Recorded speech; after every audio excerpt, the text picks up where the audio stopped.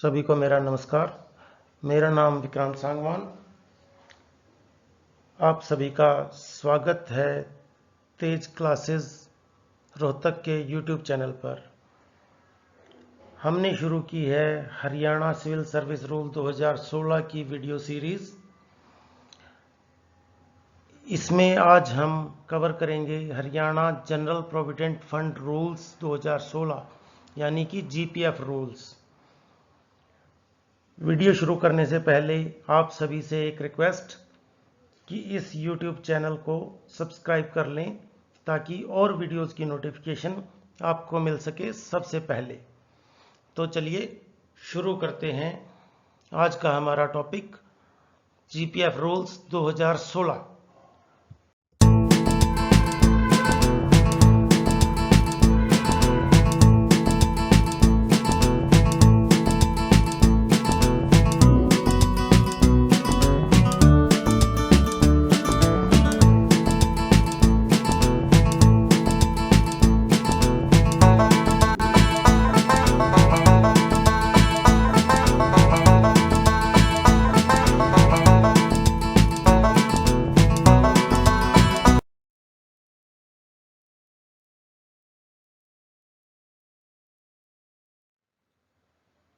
तो चलिए सबसे पहले हम डिस्क्लेमर पढ़ लेते हैं। All the information on this channel is published in good faith and for general information purpose only. Any action you taken upon information you find on this channel is strictly at your own risk, will not be liable for any losses or damages in connection with the use of our video.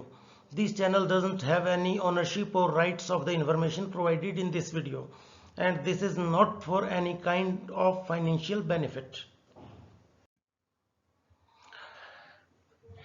तो ज़्यादा देर न करते हुए और video को बहुत ही बड़ी न करते हुए हम शुरू करते हैं Haryana civil service general provident fund rules जो amended incorporated up to 4 December 2017 तक ये है। तो चलिए इंट्रोडक्शन पे आते हैं।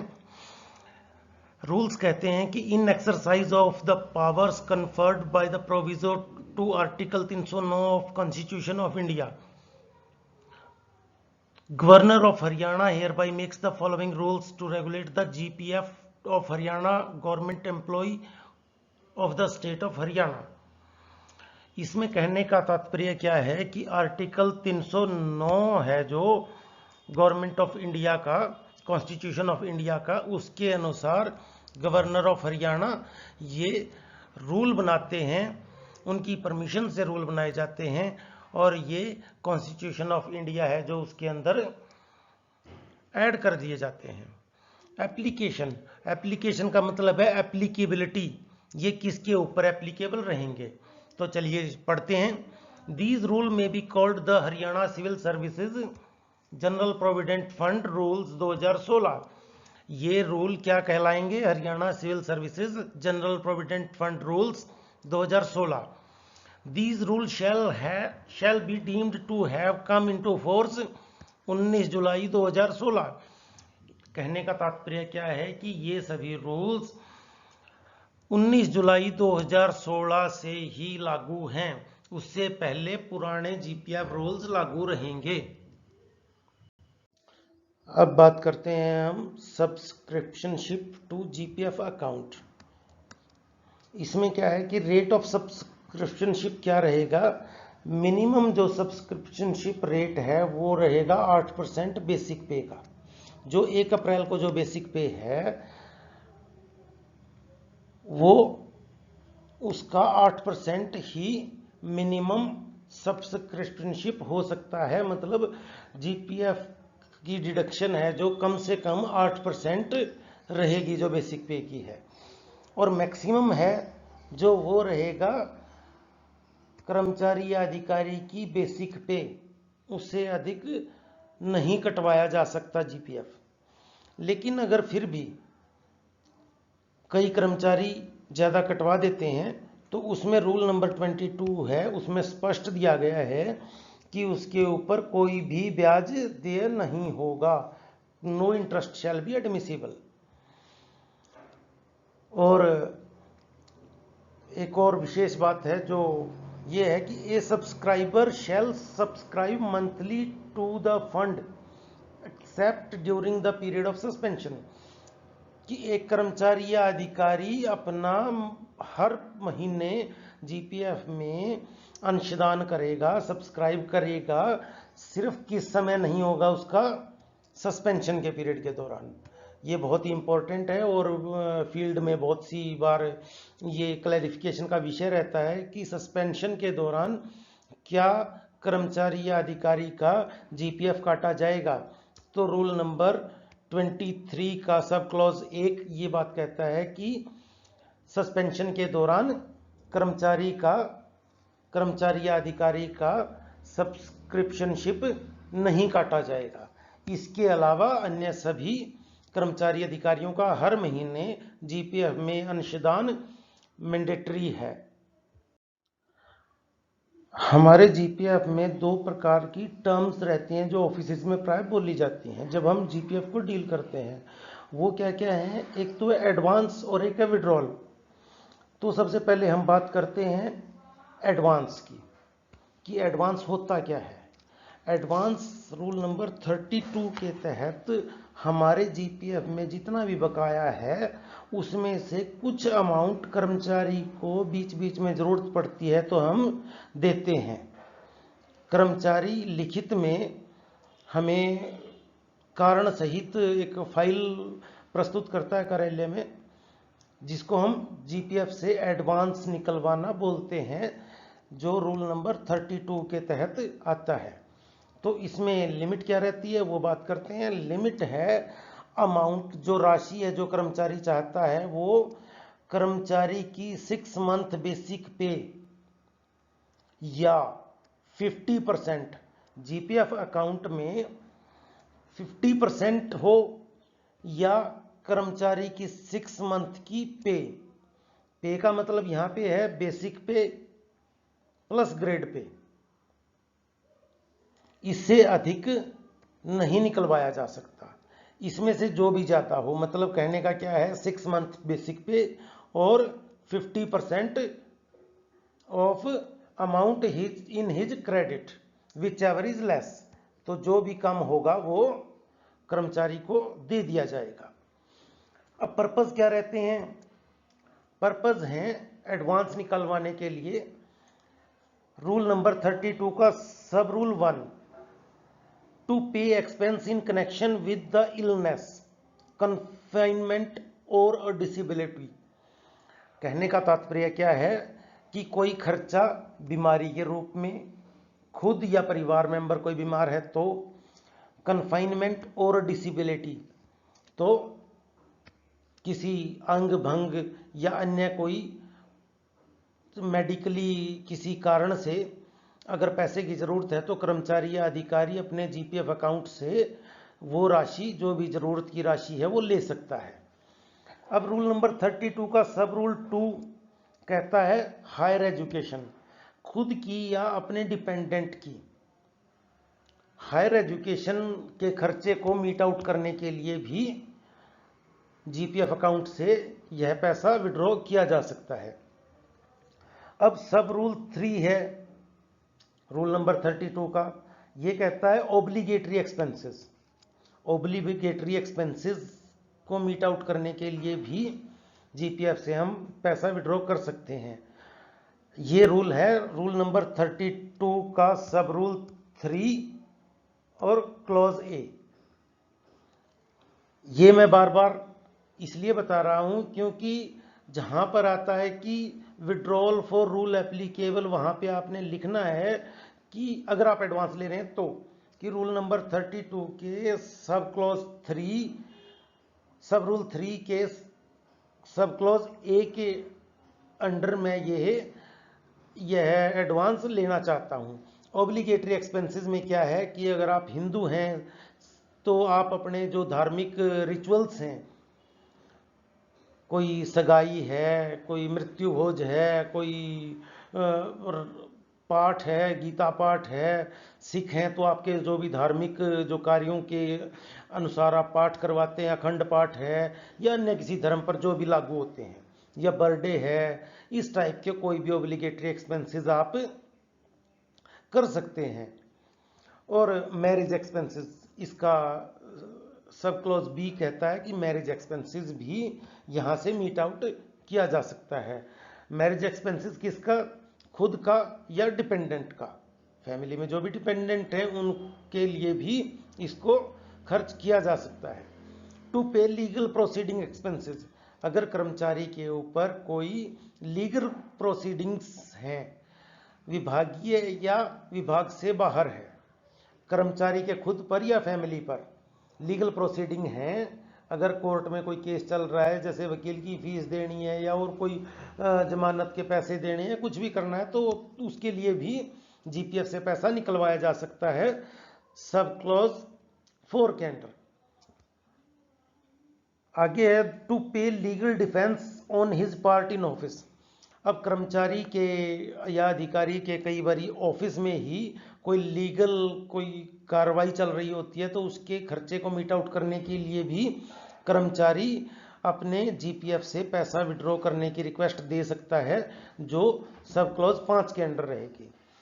अब 6 है purchase of house hold item, मतलब टीवी, फ्रिज, वॉशिंग मशीन या अन्य किसी भी हाउस होल्ड आइटम को खरीदने के लिए कर्मचारी अपनी रिक्वेस्ट दे सकता है कि जी मेरे को मेरे घर के लिए फ्रिज, वॉशिंग मशीन, टीवी चाहिए, तो मेरे को जीपीएफ से अमाउंट निकलवाना है। तो इसके लिए कर्मचारी 6 मंथ की पे या 50% उसके क्रेडिट में जो है वो ले सकता है, जो भी कम होगा। ये सभी रूल नंबर 32 के अंडर आते हैं और ये इनको बोलते हैं हम सब क्लॉज, सब रूल रहेंगे ये। और ए बी सी डी जो भी आते हैं इनको बोलेंगे हम सब क्लॉज। तो रूल नंबर 32 के सब रूल 1, 2, 3, 4, 5, 6 और इनके आगे अगर ए बी दिया हुआ है तो ये रहेगा सब क्लॉज। तो क्लियर है जी।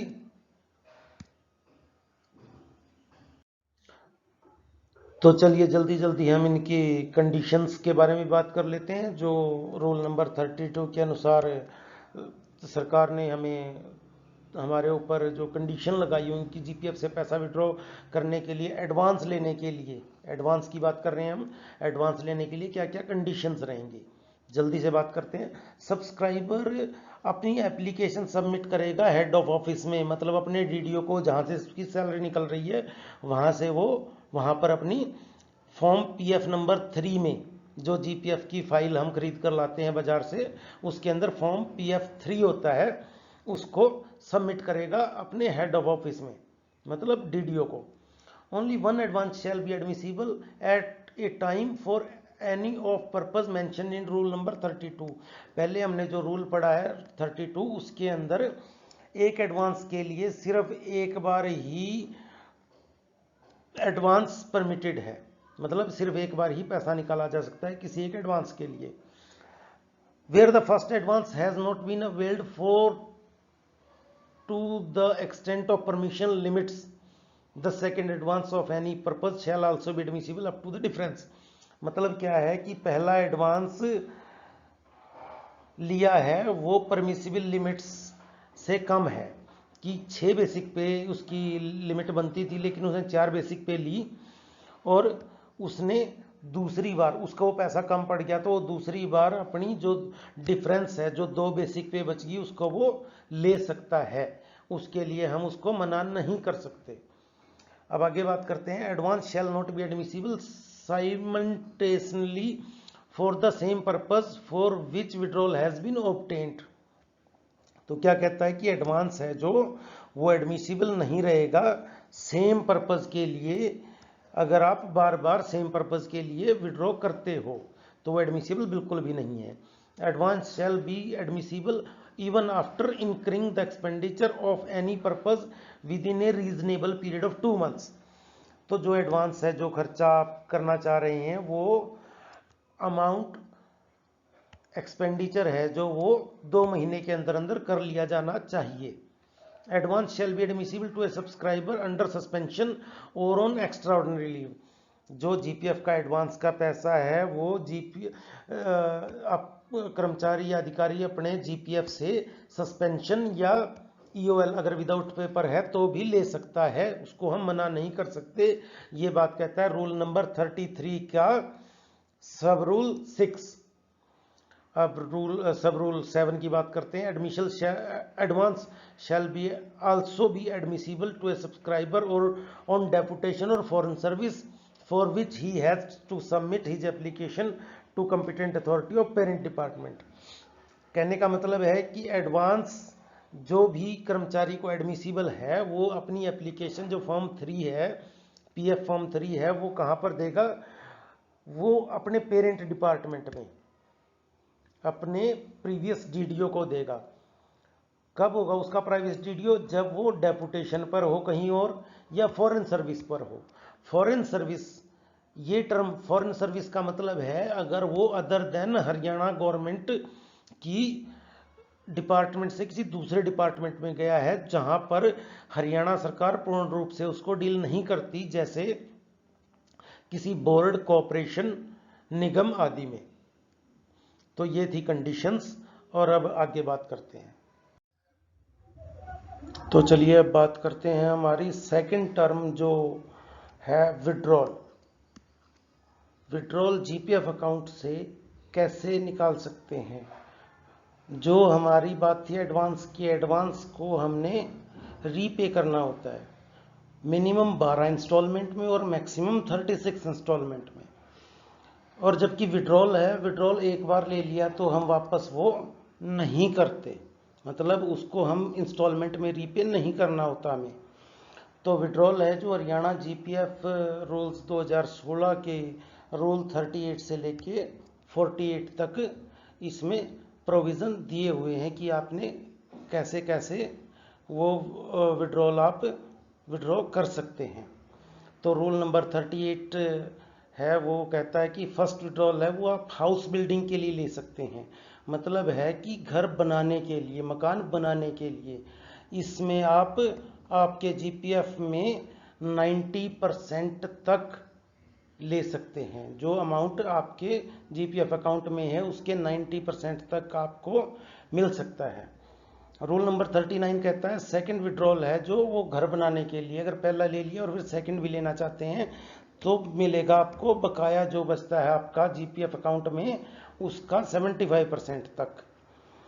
अब रूल नंबर 42 की बात करते हैं, वो है withdraw for addition alteration of house. मतलब मकान का आप एडिशन करना चाहते हैं, कोई बिल्डिंग बनाना चाहते हैं, पहले से बना हुआ मकान है, अल्ट्रेशन करना चाहते हैं, सुधार करना चाहते हैं, उसको आप 50% तक विड्रॉ किया जा सकता है।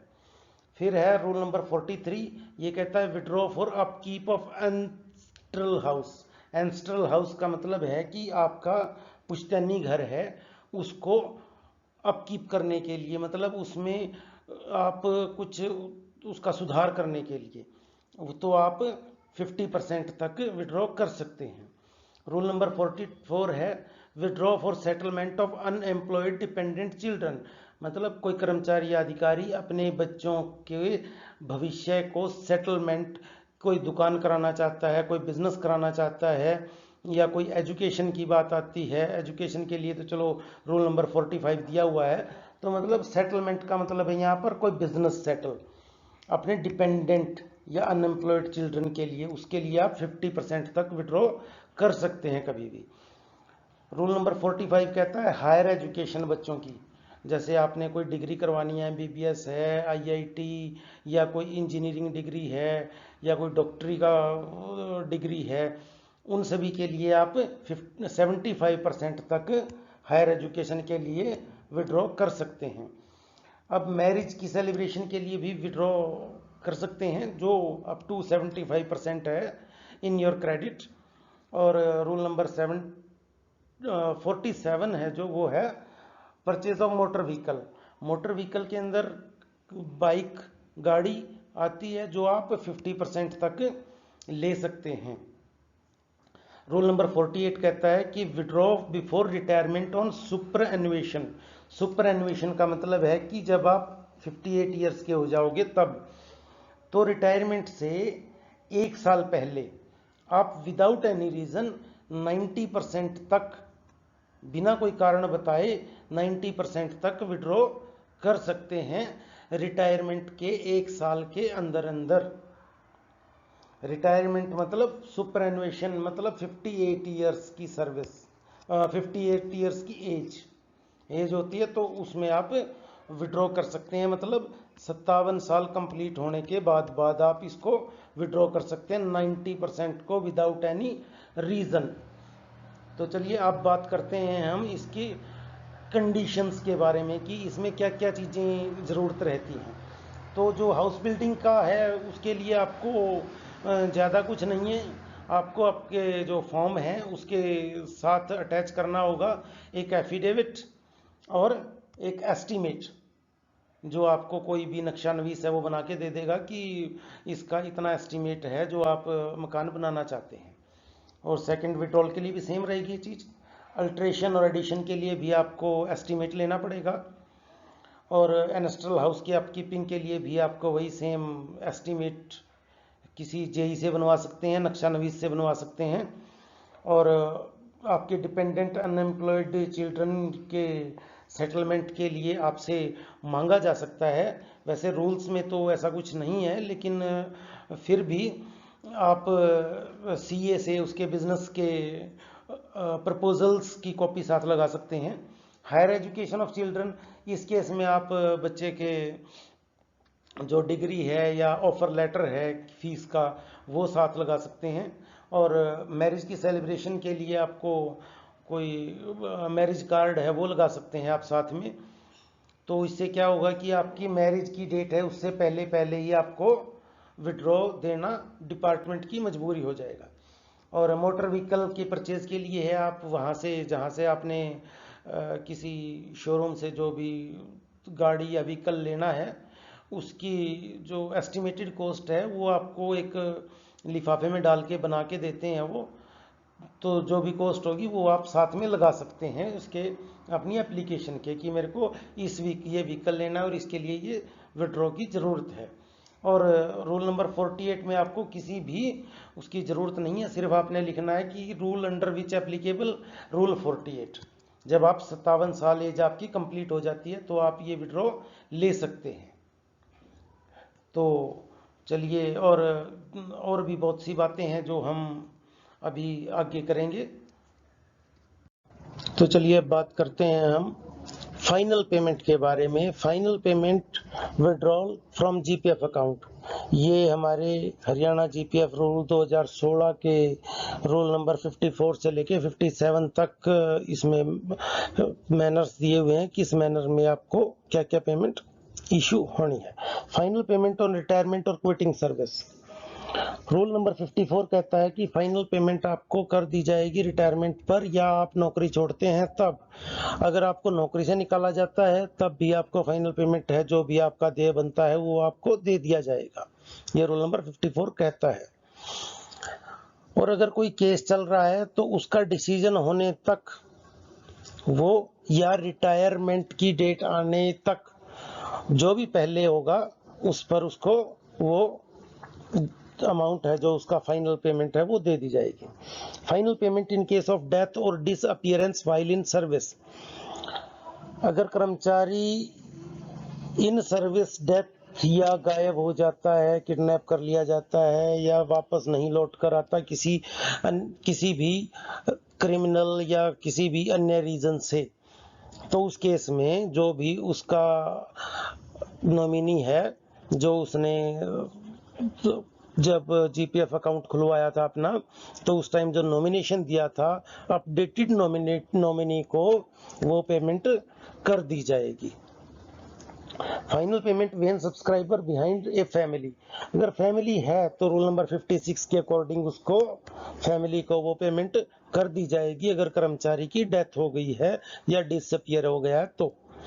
रूल नंबर 57 कहता है जी यहाँ पर कि final payment when subscriber left behind no family, अगर कर्मचारी अपने पीछे कोई फैमिली नहीं छोड़कर जाता तो ये कोर्ट का मैटर आ जाता है जी, उसके जो भी नियरेस्ट उसका रिलेटिव होगा उसको वो पेमेंट लीगल लेवल पर सक्सेशन सर्टिफिकेट के प्रोडक्शन पर उसके नियरेस्ट रिलेटिव को वो पेमेंट कर दी जाएगी।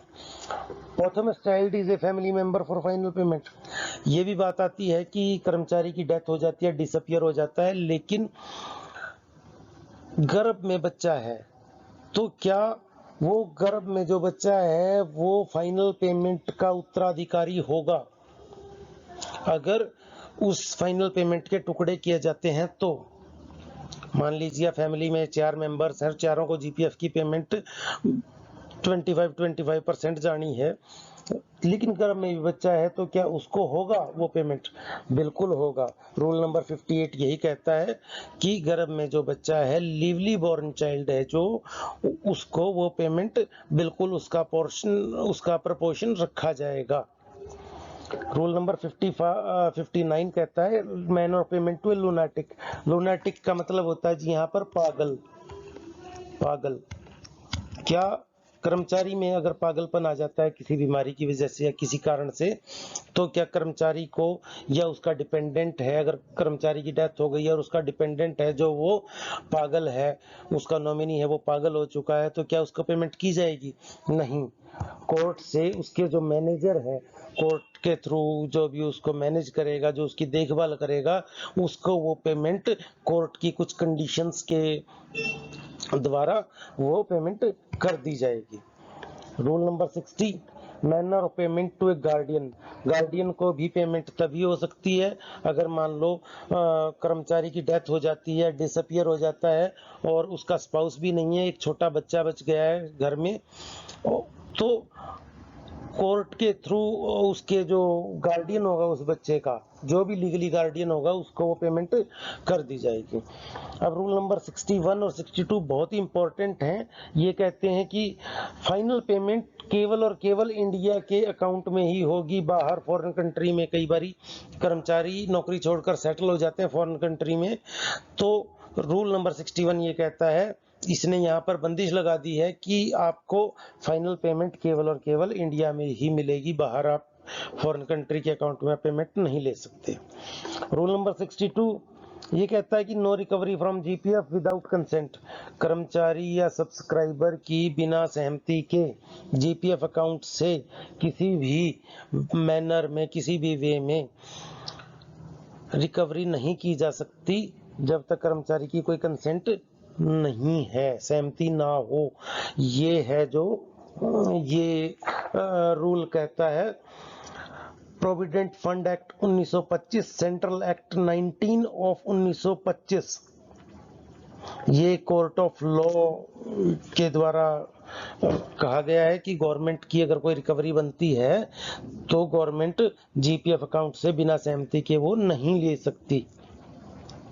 तो चलिए बात करते हैं अब इसकी हम कि इन सभी विड्रॉल और आपका एडवांस, उनकी किसके पास पावर्स, किसके पास है उसको विड्रॉ करने की, तो वो पावर्स रहेंगी जी, कॉम्पिटेंट अथॉरिटी बोला जाएगा उसको, कि सैंक्शन अमाउंट सैंक्शन करने की पावर किसके पास है। एडवांस के मामले में जो 6 बेसिक पे है उसको कौन, आपका डीडीओ, जहां से आपकी सैलरी मिलती है वो आपको 6 बेसिक पे दे सकता है कभी भी। अब विड्रॉल की बात है, विड्रॉल आपका एचओडी, हेड ऑफ डिपार्टमेंट, मतलब आपकी अपॉइंटिंग अथॉरिटी बोला जा सकता है। अपॉइंटिंग अथॉरिटी आपकी जो है उसके पास विड्रॉल की पावर रहेंगी, वहां पर आपको केस भेजना होगा। लेकिन जैसे एजुकेशन डिपार्टमेंट में है, पावर्स डेलीगेट कर दी जाती हैं डिस्ट्रिक्ट एजुकेशन ऑफिस को कि जी आप ये सैंक्शंस हैं ये आप खुद डील कर लीजिए, इनके केसेस चंडीगढ़ नहीं आने चाहिए। तो वैसे एचओडी है, एचओडी के पास ये पावर्स एग्जिस्ट वेस्टेड रहती हैं। तो ये था हमारा आज का टॉपिक, जिसको जीपीएफ रूल्स 2016, ये जनरल पर्पस के लिए वीडियो बनाया गया है, किसी एजुकेशन पर्पस के लिए नहीं है कि आपको डे टू डे ऑफिस में कोई भी रूल लिखना है, कंडीशन है, कुछ है, ये सभी पता होना चाहिए। इसके लिए हमने ये वीडियो बनाया है। और अगली वीडियो किस चीज के लिए बनाई जाए तो वो आप कमेंट सेक्शन में जरूर हमें बता सकते हैं। तो अगली वीडियो बनाने के लिए इंतजार रहेगा आप लोगों के कमेंट्स का। ये वीडियो आप अपने यूट्यूब लूप में आप इसको डाउनलोड करके रख सकते हैं, और टाइम आने पर जब भी आपके सामने कोई जीपीएफ से रिलेटेड कोई क्लेम आता है तो देखकर और रूल लिखकर आप उसको सबमिट कर सकते हैं, और कर्मचारी को भी, जो भी सब्सक्राइबर है, उसको पढ़ा सकते हैं कि जी देखिए ये रूल कहता है कि आपने ऐसे ऐसे काम करके देना है हमें, तब आपको हमारा आपका पैसा दे दिया जाएगा, हम आपको रोक नहीं रहे हैं। तो इस टाइप से, और इसको आप सेव कीजिए वीडियो को, कमेंट अवश्य करें प्लीज। कमेंट से क्या है कि हमें ये लगता है कि हाँ हमारी वीडियो देखी जा रही है, और कमेंट में सजेशन जरूर दें प्लीज। मेहनत कर रहे हैं, आप लोगों के लिए ही मेहनत की जा रही है, तो कमेंट, लाइक, शेयर और सब्सक्राइब, चैनल को सब्सक्राइब जरूर कर लें, ताकि नोटिफिकेशन बेल आइकन को जरूर दबा लें, और उस पे ऑल का बटन है उसको आप क्लिक कर लें, ताकि नोटिफिकेशन सीधी आपको सबसे पहले मिल सके। अब वीडियो बहुत जल्दी डाली जाएंगी, और ये डे टू डे ऑफिस के लिए बहुत ही अच्छा रहेगा, क्योंकि आपको हम फ़ोन अपने पास रखते हैं, डिजिटल फ़ोन कभी भी देख के हम इसको डील कर सकते हैं। तो आप सभी का यहाँ तक आधा घंटा होने को आया है, आधा घंटे तक आप वीडियो देखने के लिए आपका बहुत बहुत धन्यवाद। ये थी हरियाणा जीपीएफ रूल्स 2016 की, और ये सभी हरियाणा गवर्नमेंट एम्प्लॉय और अधिकारियों के लिए बहुत ही जरूरी था। और आपका बहुत बहुत धन्यवाद। मेरा नाम विक्रांत सांगवान, और किसी कोई गलती हो गई हो तो प्लीज क्षमा प्रार्थी रहूंगा। धन्यवाद।